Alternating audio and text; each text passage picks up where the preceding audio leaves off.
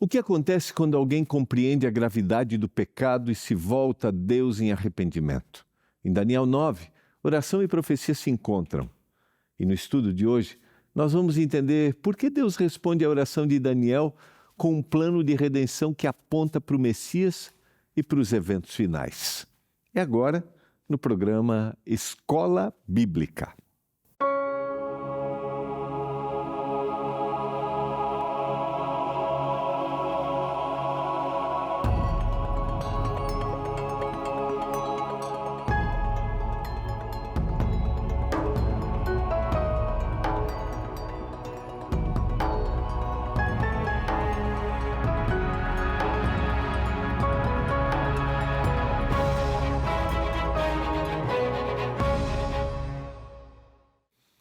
Olá, tudo bem com você? Está no ar programa Escola Bíblica, aqui pela TV Novo Tempo, canal da Esperança. Que privilégio ter a sua companhia, estarmos juntos para estudarmos a Bíblia, a Palavra de Deus. Aqui no programa Escola Bíblica, nós temos a oportunidade de estudarmos a Bíblia através das nossas revistas Esperança e através dos estudos que são produzidos pela nossa Escola Bíblica Digital. A gente tem a nossa Escola Bíblica, que produz os materiais impressos, né? São distribuídos sem nenhum custo para você, e também a nossa Escola Bíblica Digital, que disponibiliza os estudos através da nossa instrutora bíblica virtual, a Esperança. E nós estamos nesta temporada estudando a nossa nova revista Esperança, que é a revista Esperança Eventos Finais.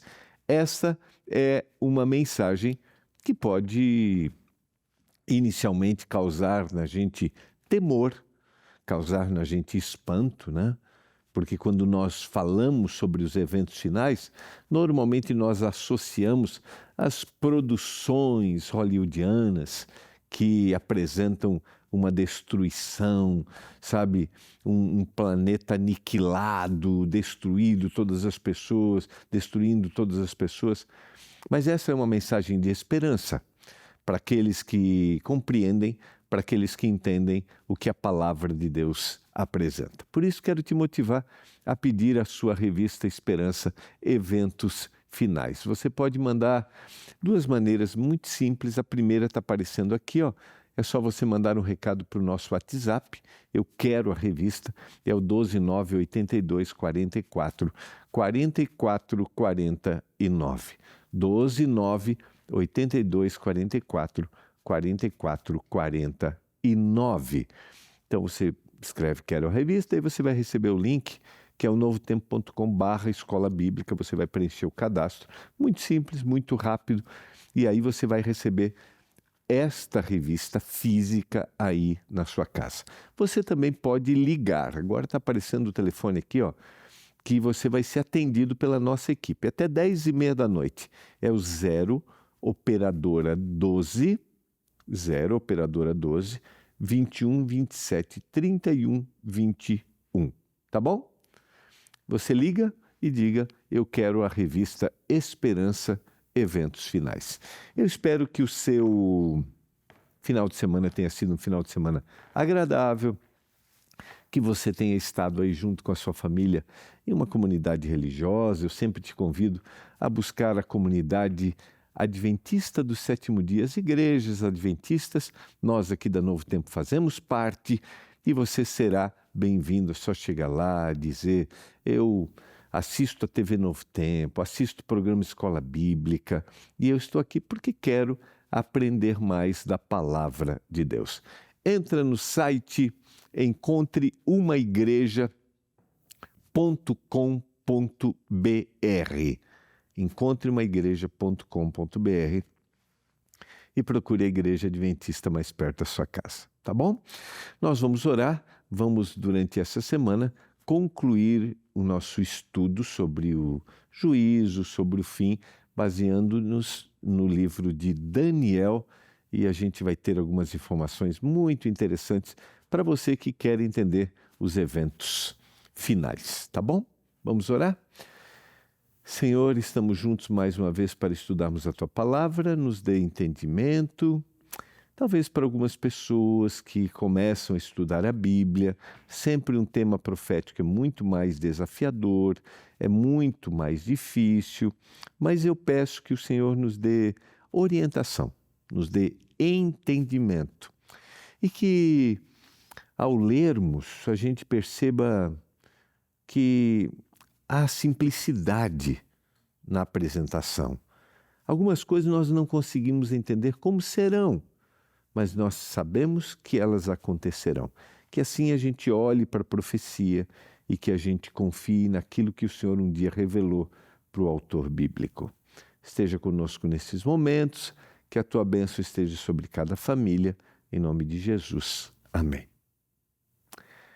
Vamos lá, quero convidar você a abrir a Bíblia no livro de Daniel. Hoje nós vamos começar a estudar o capítulo 9. Para você que me acompanhou ou me acompanha, né, sempre no programa, me acompanhou semana passada, é interessante quando a gente analisa aqui, a gente começou no capítulo 7, o capítulo 7, o capítulo 8, o capítulo 9, até o capítulo 12, de alguma forma eles vão conversando, né? No capítulo 7 a gente tem uma apresentação dos grandes poderes mundiais em figuras de animais alados, animais diferentes, poderes, como bestas, né? Poderes. O capítulo 7, está replicando o que a gente encontrou lá no capítulo 2. O capítulo 2 do livro de Daniel, ele é a grande profecia apresentada no livro. Ou seja, ele mostra numa visão, num sonho que Nabucodonosor teve, os grandes reinos que dominariam. Eu vou até para o quadro só para lembrar, depois eu vou voltar para cá. Eu vou só para relembrar aqui, tá? Como é interessante quando a gente começa a analisar. Então vamos lá. Quando a gente tem Daniel capítulo 2, a gente tem a apresentação dos grandes reinos, né? A Babilônia, a gente tem a Medo-Pérsia, a gente tem a Grécia e a gente tem Roma. Depois a gente tem esse império que se divide. E depois a grande instituição, né, do reino de Deus, que vem a pedra que é arrancada sem auxílio de mãos. Quando nós vamos para Daniel capítulo 7, nós temos de novo apresentados aqui em Daniel 7, eu acho que eu vou colocar aqui assim, ó, né, Daniel 7 aqui. E aí eu só estou resgatando um pouquinho, porque a gente já vai chegar no capítulo 9, tá? A gente tem aqui a mesma apresentação dos mesmos grandes poderes, agora com animais, né? O leão com asas de águia, nós temos o urso com as costelas na boca. Ele um lado é mais alto do que o outro, né? Ele não tem, que representa o reino Medo-Persa. A Pérsia era mais poderosa do que os medos, mas era um reino unido. Depois nós temos a Grécia, que é um leopardo, o leopardo com 3 cabeças, representando os generais, que foram os generais de Alexandre o Grande. Depois nós temos Roma, que aparece como um animal terrível. E aqui amplia, surge um chifre pequeno, que agora não é mais só um poder civil, mas é um poder religioso também, que vai perseguir os santos, aqueles que são fiéis. A ênfase da palavra santo ali é aqueles que são fiéis ao Senhor. E aí, quando nós vamos para Daniel 8, nós temos mais uma vez uma ampliação da mesma ideia, mas agora destacando somente 2 reinos. A gente vai ter o carneiro e a gente vai ter o bode, que representam o destaque aqui, a Medopérsia e a Grécia. E o objetivo em Daniel 8 é relembrar, eu estou relembrando o que a gente falou semana passada, é relembrar aqui o ritual do santuário, porque aqui a gente vai ter a maior profecia apresentada no texto bíblico, que é a profecia das 2.300 tardes e manhãs, ou dos 2.300 anos, que vão começar em 457 a.C., que é, o texto apresenta, quando for decretada, é a terceiro decreto para a reconstrução de Jerusalém, mas agora uma reconstrução total, política, até 1844, quando a gente tem esse cumprimento profético. Então perceba que, de alguma forma, as profecias elas vão conversando entre elas e apresentando. Porque quando a gente chega em Daniel 8, quando a gente percebe Daniel 7, Daniel fica angustiado porque há um poder que vai perseguir, que vai mudar os tempos e a lei, e que agora em Daniel 8 vai afrontar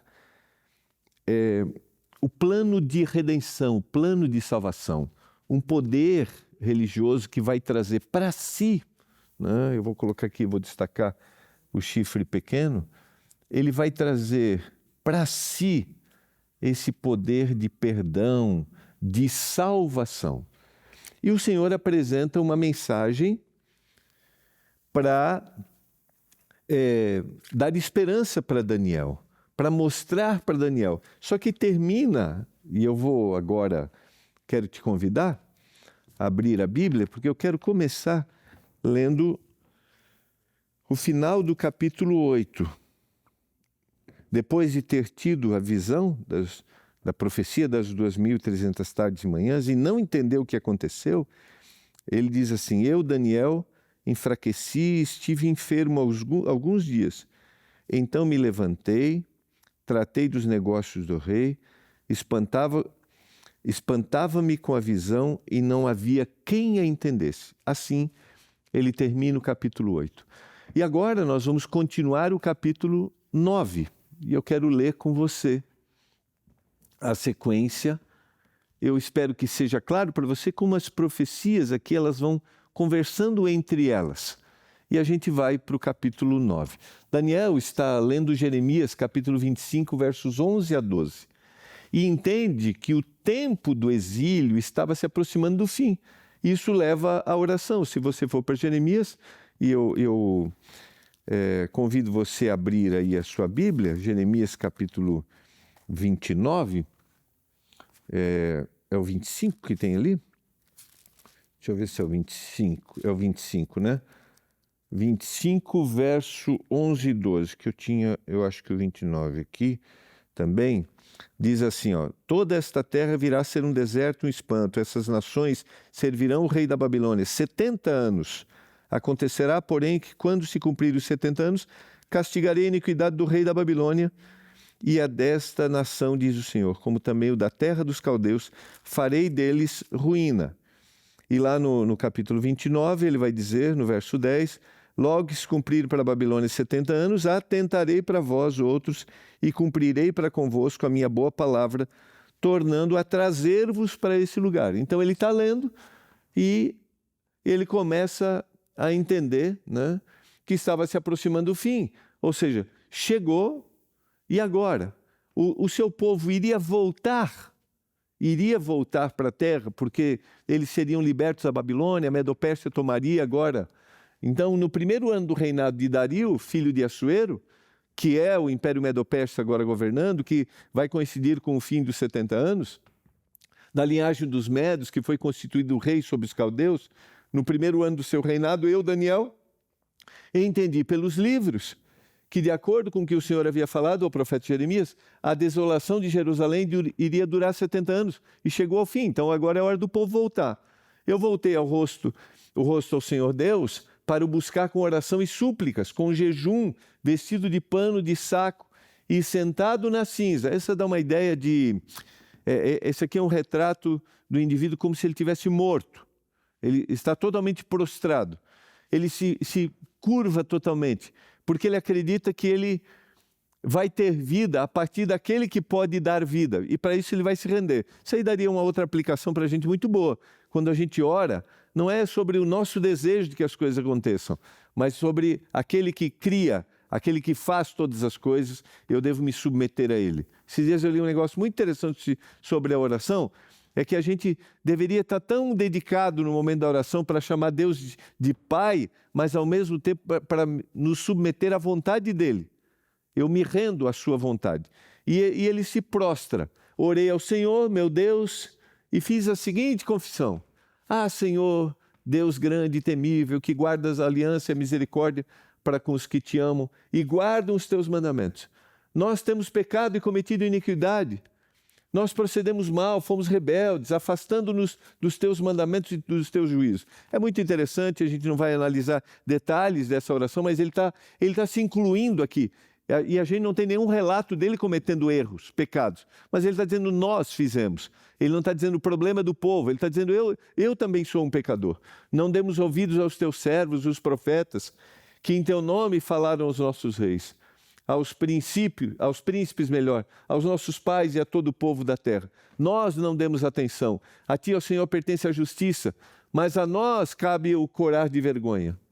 Como hoje se vê, a saber, aos homens de Judá, aos moradores de Jerusalém, todo Israel, tanto os de perto como de longe, em todas as terras, diz o texto, para onde os expulsaste, por causa das transgressões que cometeram contra ti. Ele está se incluindo, está reconhecendo, está clamando, Senhor, tenha misericórdia. Ao Senhor, a nós pertence o corar de vergonha. A gente se sente envergonhado por nós termos te abandonado. Aos nossos reis, príncipes, pais, porque temos pecado contra ti.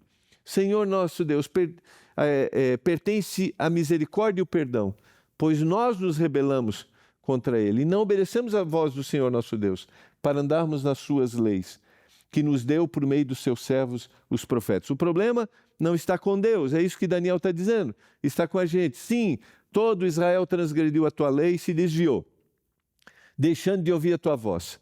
Por isso, as maldições que estão escritas na lei de Moisés, servo de Deus, e que foram confirmadas com juramento, se derramaram sobre nós, porque nós pecamos contra ti. Veja como ele repete isso. Ele confirmou a sua palavra que falou contra nós e contra os nossos juízes que nos julgavam, e fez vir sobre nós um grande mal. Nunca antes debaixo do céu havia acontecido algo como que aconteceu com Jerusalém. A tomada da Babilônia, eles sendo levados como escravos, exilados agora. Como está escrito na lei, todo esse mal nos sobreveio. Mas mesmo assim, não temos implorado a favor do Senhor, nosso Deus, para nos convertermos às nossas iniquidades. E nós aplicamos e nos aplicarmos a tua verdade. Diante de tudo isso, a gente não se arrependeu e a gente não está se voltando para ti. Ó Senhor, tinha preparado esse mal e o fez cair sobre nós, o Senhor melhor, pois o Senhor nosso Deus é justo, e tudo o que Ele faz, e nós não obedecemos a sua voz. Ele foi justo em fazer tudo o que aconteceu. Ó Senhor nosso Deus, que tiraste o teu povo da terra do Egito com mão poderosa, adquiriste a fama que tens até o dia de hoje. Nós temos pecado e nós temos cometido iniquidade contra ti. Eu sei que a leitura está longa, mas só para você entender. Você consegue ver que essa é uma oração de confissão, de arrependimento e de reconhecimento. Nós não te buscamos. Senhor, segundo as tuas justiças, afasta a tua ira. Agora ele começa a clamar. O teu furor da cidade de Jerusalém, do teu santo monte, porque por causa dos nossos pecados e das nossas iniquidades, dos nossos pais, Jerusalém e o teu povo se tornaram objeto de deboche para todos que estão ao redor de nós. E por que ele está fazendo isso? Porque ele sabe que os 70 anos se aproximaram, que a profecia estava se cumprindo, não havia um retorno, mas ele tinha tido a visão dos 2.300 anos. Então, para ele, assim, eu não estou entendendo a visão. Será que a gente vai continuar exilado? Essa é a angústia dele. Agora, nosso Deus, ouve a oração e as súplicas do teu servo. Por amor do Senhor, faze resplandecer o teu rosto sobre o teu santuário, o santuário que está abandonado. E ele tinha tido a visão da restauração, da purificação do santuário. Inclina, ó Deus, os ouvidos e ouve, abre os olhos e olha para a nossa desolação, para a cidade que é chamada pelo teu nome. Lembra, eles estão na Babilônia, eles estão cativos, Jerusalém foi saqueada, Jerusalém foi abandonada, 70 anos se passaram, lançamos as nossas súplicas diante de ti, não porque confiamos em nossas justiças, mas porque nós confiamos nas tuas misericórdias. Ouve, Senhor, perdoa, ó Senhor, atende-nos e age, não te demores, por amor de ti mesmo, ó meu Deus, porque a tua cidade e o teu povo são chamados pelo teu nome. Jerusalém era uma referência, sabe, para eles. Jerusalém era como se eles estivessem unificados no propósito. Então, restaurar, voltar, é como se Deus estivesse restaurando aquele povo. Daniel reconhece a justiça de Deus, o pecado do povo e a fidelidade divina, apesar da infidelidade humana. Ele não se coloca acima do povo, ele diz, nós pecamos. Enquanto eu falava, diz o texto do verso 20, orava, confessava o meu pecado e o pecado do povo de Israel e lançava minha súplica diante do Senhor meu Deus, pelo santo monte de Deus. Sim, enquanto eu fazia isso, orava, Gabriel, o homem que eu tinha visto na minha visão anterior, no capítulo 8 das 2.300 tardes, veio rapidamente voando e tocou em mim. Era a hora do sacrifício da tarde, momento de misericórdia, momento de perdão. Ele queria instruir-me, falou comigo e disse, Daniel, agora eu vim para dar a você inteligência e dar para você discernimento. Quando você começou a fazer as suas súplicas, foi dada uma ordem e eu vim para explicar tudo a você, porque Deus o ama muito, Daniel. Portanto, preste atenção à mensagem e entenda a visão. Esse é um verso maravilhoso, né? De declaração, de como Deus age, de como Deus é amoroso. E agora o anjo vai explicar para ele. Não vai explicar, vai dar uma outra profecia. Não vai explicar o que ele quer. Mas olha só, Daniel, 70 semanas estão determinadas para o seu povo e para a sua santa cidade, para acabar com a transgressão, para dar fim aos pecados, para expiar a iniquidade, para trazer justiça eterna, para selar a visão, a profecia e para ungir os santos dos santos.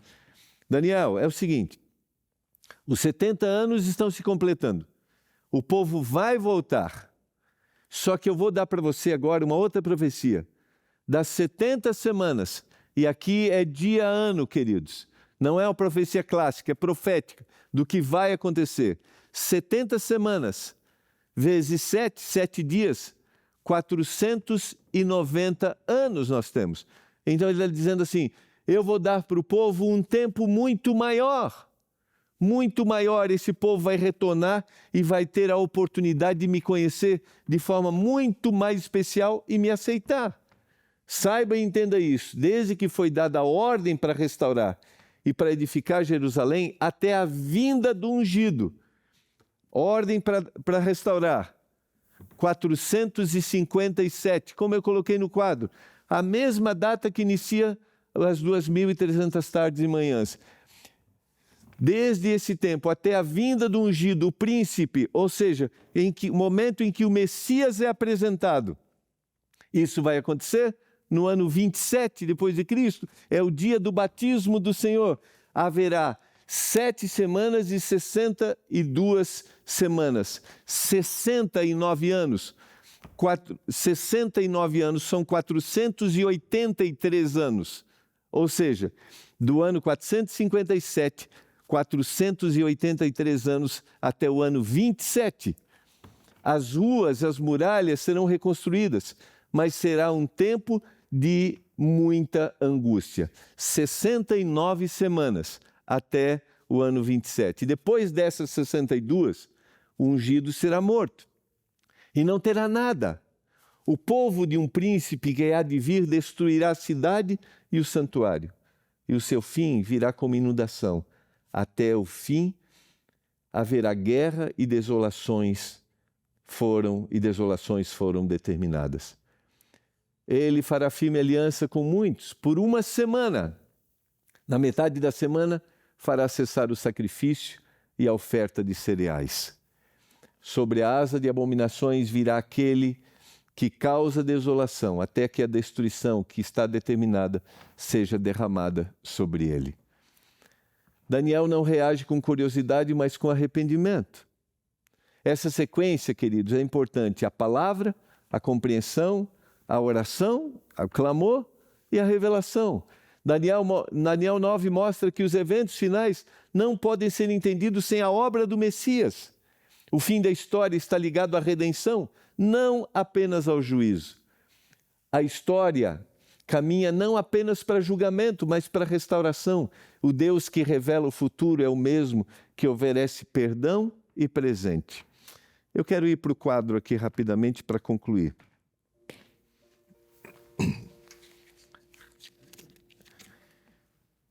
No mesmo 457, a gente tem 7 mais 62.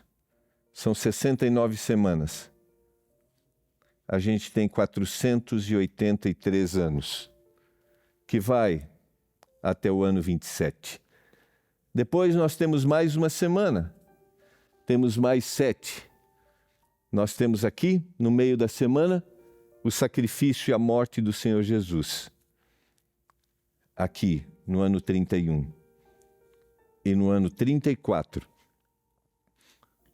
nós temos a rejeição final, definitiva, daqueles que tiveram oportunidade.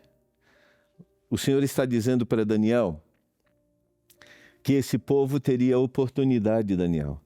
Não é só o retorno dos 70 anos, mas teria a oportunidade dos 490 anos, das 70 semanas. Porque esta mensagem é uma mensagem de redenção.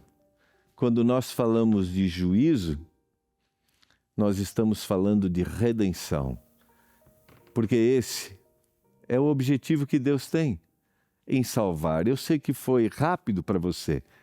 E eu quero te convidar, pare, volte se você tiver dúvidas. Mas eu quero que você entenda que diante da angústia de Daniel, Deus deu uma mensagem de esperança. Oportunidade. Oportunidade essa que, como nação, cessa no apedrejamento de Estevão e na rejeição do Messias. Mas o Senhor usa hoje o Israel espiritual para que todos, no mundo inteiro, todos os povos, recebam essa mensagem de esperança e de salvação. Pai, obrigado por essa mensagem. A mensagem da vinda do Messias, a mensagem da morte, a mensagem de esperança, que a gente abrace essa mensagem e que isso traga consolo para nós. Eu clamo por isso, meu Deus. Eu suplico por isso. Diante do cenário que vivemos, que a gente tenha um olhar para o Senhor todos os dias. Eu suplico em nome do Salvador. Amém.